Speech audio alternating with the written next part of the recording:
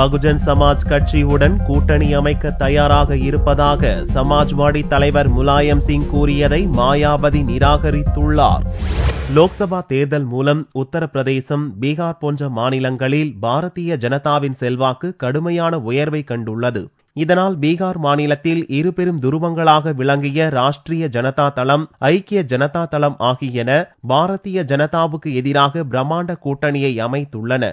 பீகாரில் நடக்கவிருக்கும் சட்டசபை இடைத்தேர்தலுக்காக அக்கட்சிகளின் தலைவர்களும் முன்னாள் முதல்வர்களுமான லாலு பிரசாத் யாதவும் நிதிஷ்குமாரும் தேர்தல் பிரச்சாரத்தில் ஈடுபட்டு வருகின்றனர். பீகாரை போலவே உத்தரப்பிரதேசத்தில் பாரதிய ஜனதாவுக்கு எதிராக சமாஜ்வாடி கட்சியும் பகுஜன் சமாஜ் கட்சியும் கூட்டணி அமைக்க வேண்டும் என லாலு பிரசாத் யோசனை தெரிவித்திருந்தார். லாலுவின் யோசனை குறித்து கருத்து கூறிய சமாஜ்வாடி கட்சி தலைவர் முலாயம் சிங் யாதவ் பகுஜன் சமாஜ் கட்சியுடன் கூட்டணிக்கு தான் தயார் என்று அறிவித்தார். ஆனால் அதற்கு முன் மாயாவதியை லாலு பிரசாத் சமரசம் செய்ய வேண்டும் எனவும் முலாயம் சிங் நிபந்தனை விதித்தார். இந்நிலையில் இது குறித்து டெல்லியில் பகுஜன் சமாஜ் கட்சி தலைவர் மாயாவதியிடம் நிருபர்கள் கேட்டபோது சமாஜ்வாடி கட்சியுடன் கூட்டணி என்ற பேச்சுக்கே இடமில்லை என்றார். உத்தரப்பிரதேசத்தை பொறுத்தவரையில் பகுஜன் சமாஜ் கட்சி யாருடனும் தேர்தல் கூட்டணி வைக்காது என்றும் தனித்தே தேர்தல்களை சந்திக்கும் என்றும் மாயாவதி திட்டவட்டமாக தெரிவித்தார். मुलायम सिंह यादव को भी और श्री लालू प्रसाद यादव को भी, इन दोनों यादवों को ये बताना चाहती हूँ,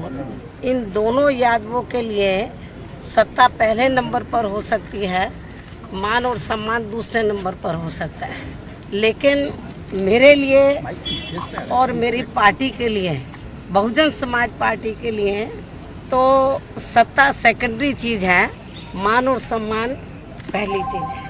तो उत्तर प्रदेश में तो समाजवादी पार्टी के साथ तो हाथ मिलाने का सवाल ही पैदा नहीं होता, मिलकर चुनाव लड़ने का सवाल ही पैदा नहीं होता।